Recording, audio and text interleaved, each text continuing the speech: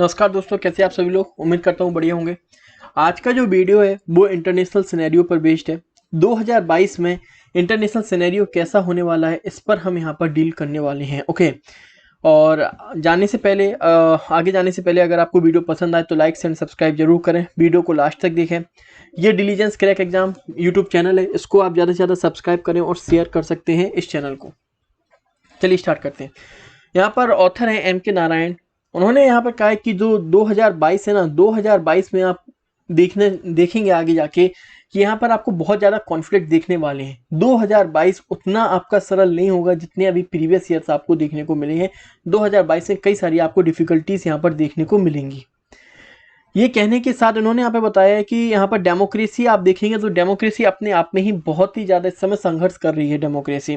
क्योंकि अब डेमोक्रेसी यहाँ पर क्यों संघर्ष कर रही है, डेमोक्रेसी की जो प्रिंसिपल्स हैं वो खुद अपने आप में यहाँ पर वो कहीं ना कहीं पीछे होते हुए दिख रहे हैं।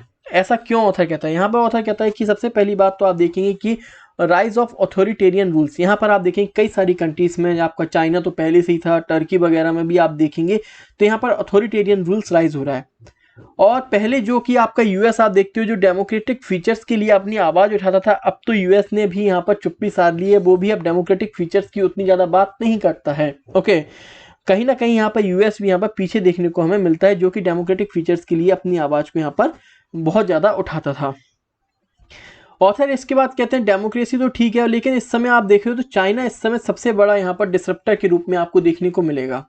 चाइना पहले यहाँ पर कंपेयर किया जाता है चाइना और यूएस को। यहाँ पे ऑथर कहता है कि इस समय चाइना और यूएस पहले से ही वर्ल्ड पावर और चाइना इस समय इमर्जिंग पावर के रूप में आपको दिख रहा है।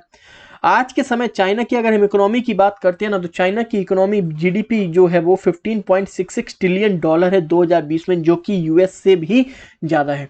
तो अब चाइना की बात अपनी तरफ से सही है। चाइना कहता है कि हमारी जो इकोनॉमी है ना उस हिसाब से हमें रिकॉग्नाइज होना चाहिए इंटरनेशनल सिनेरियो में, लेकिन यूएस इस चीज को मानने को तैयार नहीं है। तो यहाँ पर भी आपको कॉन्फ्लिक्ट देखने को मिलेगा।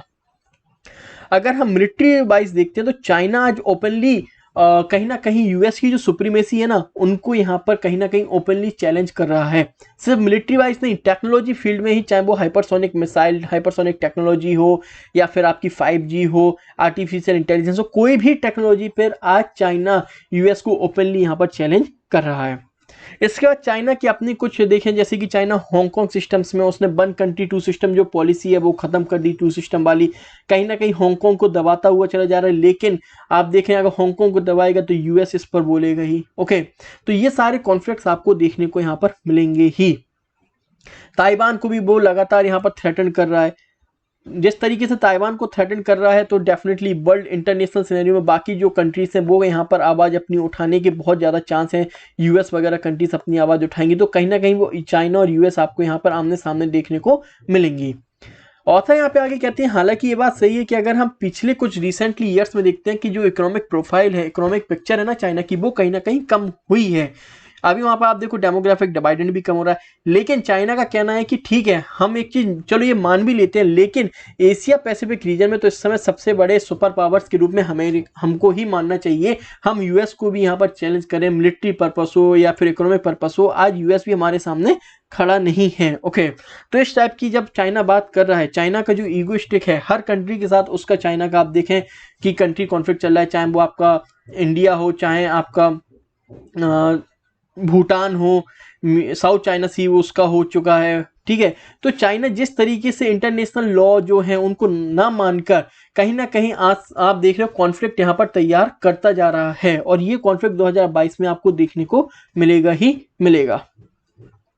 इसके बाद ऑथर यहाँ पे कहता है चलो चाइना को तो छोड़ो, अगर हम रसिया और यूक्रेन की भी बात करते हैं तो रसिया यूक्रेन का भी कॉन्फ्लिक्ट आप देखो। अब यूक्रेन का जो इशू है, अब यहाँ पर रसिया ने क्या किया, रसिया ने अपनी यहाँ पर ट्रॉप्स भेज दी, तो भाई यहाँ से यूएस भी सामने आया। यूएस ने रसिया से कहा ये क्या कर रहे हो, तो रसिया ने कहा ठीक है हम ये यहाँ से ट्रॉप्स हटा लेंगे, लेकिन जो पहले आप जितनी भी कंट्री सोवियत यूनियन के साथ थी कोल्ड वार तक, वो अब आगे जाके नाटो को ज्वाइन नहीं करेंगे। ये आपको हमको प्रॉमिस करना होगा। अगर नाटो को नहीं ज्वाइन करेगा यूके तो हमें कोई दिक्कत नहीं है, हम यहाँ से ट्रॉप्स हटा लेंगे। तो यूएस का यहाँ पे ये कहना है कि भाई अगर ये तो यूक्रेन के ऊपर डिपेंड है ना, कि उसको नाटो ज्वाइन करना है नहीं करना है, आप अपने जो आप सोच रहे हो वो आप यूक्रेन पर नहीं थोप सकते हो। फिर ये डेमोक्रेटिक फीचर्स कैसे होंगे कंट्री के, तो ये भी एक यूक्रेन का, और यहाँ पर तो कहीं ना कहीं यहाँ पे यूएस और रसिया भी आमने सामने दिख रहे हैं। ठीक इसी तरीके से आप कजाकिस्तान की बात करें, पूरे वर्ल्ड का यहाँ पे व्यू दिया गया है कि किस तरीके से पूरे वर्ल्ड में आप देखो कॉन्फ्लिक्ट धीरे धीरे हो रही है। कजाकिस्तान जो अब तक का आप देख रहे हो, जो अब तक का सबसे स्टेबल रीजन था सेंट्रल एशियंस में, वहां पर भी आपको कॉन्फ्लिक्ट देखने को मिल रहा है। कजाकिस्तान में CSTO जो ट्रीटी हुई थी, कलेक्टिव सिक्योरिटी की जो ट्रीटी हुई थी, उसके बेसिस पे जब इन्होंने यहाँ पर क्या हुआ, जब रिवोल्ट्स वगैरह हुए तो उन्होंने यहाँ पर ट्रॉप्स वगैरह कहा, अपने जो रसिया चाइना ने कजाकिस्तान ने कहा कि यहाँ पे ट्रॉप्स जो ये रिवेलियंस वगैरह हो रहे हैं उनको दबाया जाए। तो ये चीज़ भी यूएस को पसंद नहीं आई। कलेक्टिव सिक्योरिटी के तहत ये सारी चीज़ें हुई थी जो कजाकिस्तान ने रसिया चाइना के साथ की थी, पर यूएस को पसंद नहीं आई कि यहाँ पर इनकी ट्रॉप्स आई। तो फिर यहाँ पर एक कॉन्फ्लिक्ट आपको देखने को मिला कि sharper cleavage between the US and the Russia and China, तो ये प्रॉब्लम आ रही है। ठीक इसी तरीके से आप अफ्रीका चले जाएं तो इथोपिया हो गया, लिबिया हो गया, यहाँ तक कि वेस्ट एशिया और नॉर्थ अफ्रीका के जो रीजन्स हैं वहाँ पर भी आपको कॉन्फ्लिक्ट देखने को प्रॉपरली मिलेगा आपको। अफगानिस्तान की बात करें तो अफगानिस्तान में अब तालिबान पावर में आ चुका है। अब तालिबान तो यहाँ पर पावर में आया तो वहाँ पर डेमोक्रेसी तो बिल्कुल ही खत्म ही हो गई है, तालिबान पावर में आ गया है। लेकिन तालिबान का क्या हुआ, पाकिस्तान तालिबान को यहाँ पर लेकर आया। पाकिस्तान ने सोचा था कि वो तालिबान को यहाँ पर नचा सकेगा, लेकिन तालिबान और पाकिस्तान के बीच में ही यहाँ पर कॉन्फ्लिक्ट आप देखने को मिलेगा। जो डुरांड लाइन है वहाँ पर फेंसिंग वगैरह तालिबान ने उखाड़ फेंकी। जब पाकिस्तान के सोल्जर्स ने फिर से यहाँ पे फेंसिंग करने की कोशिश की, तालिबान ने यहाँ पे करने नहीं दिया। तो मतलब तालिबान, पाकिस्तान जो सोच रहा था कि वो तालिबान को अपने इशारों पर नचा सकेगा, तालिबान उसी को आंखें दिखा रहा है। तो ये तो पाकिस्तान का मतलब खुद का मतलब भुगतान है जो भुगत रहा है वो बैठ के। यहाँ तक कि अब तालिबान जब पाकिस्तान अफगानिस्तान में आ गया तो तहरीक तालिबान जो पाकिस्तान है TTP, अब वो भी सोच रहा है कि उसको भी यहाँ पर सत्ता में आना है, यहाँ से सरकार पाकिस्तानी सरकार को हटाया जाए और तहरीक तालिबान को भी सत्ता में यहाँ पर आना है। तो एक और कॉन्फ्लिक्ट यहाँ पर राइज हो गया है। सबसे बड़ी बात यह है कि साउथ ईस्ट एशिया, इंडिया का जो नेबर है साउथ ईस्ट एशिया, वहां पर भी आपको ये सारी इंसर्जेंसी देखने को मिलेंगी।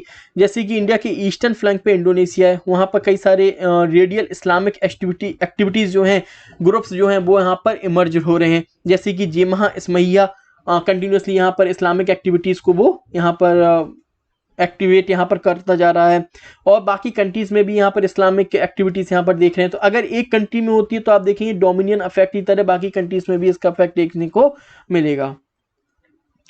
अब ये प्रॉपरली यहाँ पर ऑथर यहाँ पर इंडिया के ऊपर आता है। अब इंडिया के ऊपर आता है तो 2022 में इंडिया यहाँ पर कहता है कि हमारी जो प्रॉब्लम चल रही है चाइना के साथ चल रही है, अभी लद्दाख पर है, और ऐसा नहीं है कि ये प्रॉब्लम सॉल्व हो चुकी है। 2022 में आप देखेंगे हो सकता है वो आगे और भी रीजन्स में आ जाए, अरुणाचल प्रदेश पहुंच जाए, हिमाचल प्रदेश पहुंच जाए, उत्तराखंड पहुंच जाए, वहां पर भी कॉन्फ्लिक्ट आप देख सकते हो कि यहाँ पर ये राइज यहाँ पर हो सकता है। इंडिया ने क्वाड ज्वाइन कर लिया, वो भी चाइना को यहाँ पर पसंद नहीं आया कि इंडिया ने क्वाड का मेंबर इंडिया कैसे बन गया, तो यहाँ पर भी एक प्रॉब्लम क्रिएट है। तो चाइना यहाँ पर भी हो रहा है। इसके बाद इंडिया वियतनाम वगैरह में भी प्रॉपर्ली पार्टिसिपेट कर रहा है ऑयल कॉरपोरेशंस में, वो चाइना वहाँ पे भी कॉन्फ्लिक्ट यहाँ पर राइज हो रहा है। तो अभी यहाँ पर इंडिया को ये सोचना होगा कि इंडिया यहाँ पर चाइना से कैसे डील करे। इंडिया को ये स्ट्रेटेजी बनानी होगी। जिस तरीके से इंडिया यहाँ पर बार बार पर न्यूक्लियर वेपन्स जो है ना, लो यील्ड न्यूक्लियर वेपन्स यहाँ पर क्रिएट करता जा रहा है, तो इंडिया को इसको पब्लिकली यहाँ पर न्यूज़ में लाना पड़ेगा और अपने आप को भी बेसिकली प्रिपेयर करना होगा कि वो चाइना से कैसे डील करें।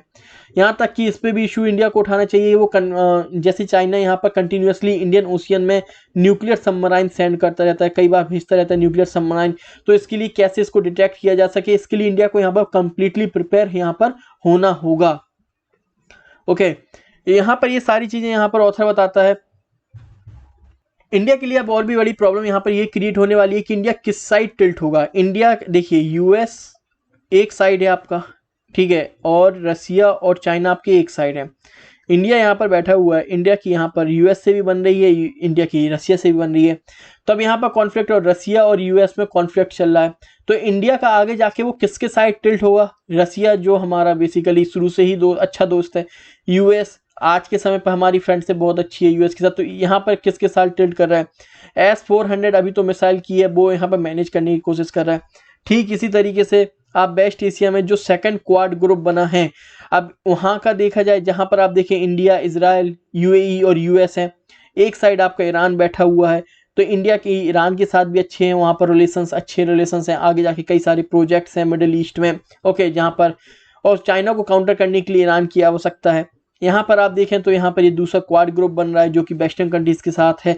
तो इंडिया को अब ये बहुत बड़ी प्रॉब्लम यहाँ पर आने वाली है इंडिया के सामने कि इंडिया किस साइड झुकेगा, ये यूएस की साइड झुकेगा इंडिया या फिर इन कंट्रीज के साथ झुकेगा, क्योंकि ये एक बहुत बड़ी पॉलिसी यहाँ पर आपको देखने को मिलेगी। कोई इसके लिए ऑथर कहता है, यहाँ पर ऑथर अब वे फॉरवर्ड में क्या कहता है कि अभी से इंडिया को यहाँ पर क्या होना, अपनी पॉलिसीज को इस तरीके से प्रिपेयर करना होगा, सोचना होगा कि इंडिया को आगे जाके क्या स्टेप्स लेने हैं, क्योंकि 2022 उतना सरल नहीं होने वाला है जितना सरल इंडिया सोच रहा है या बाकी कंट्री सोच रही है। 2022 बहुत ही कॉन्फ्लिक्ट भरा साल होने वाला है, जहां पर आप देख रहे हो पूरे वर्ल्ड में, पूरी कंट्री में आप देखो, पूरे वर्ल्ड में कहीं ना कहीं आप देख रहे हो जितनी भी कंट्रीज है, कहीं ना कहीं कॉन्फ्लिक्ट, रिवॉल्यूशन, रिवोल्ट वगैरह आपको देखने को मिल रहा है। तो ऑथर ने 2022 के लिए बताया हुआ है। एंड अगर वीडियो पसंद आए तो लाइक शेयर एंड सब्सक्राइब जरूर करें वीडियो को। And thank you so much.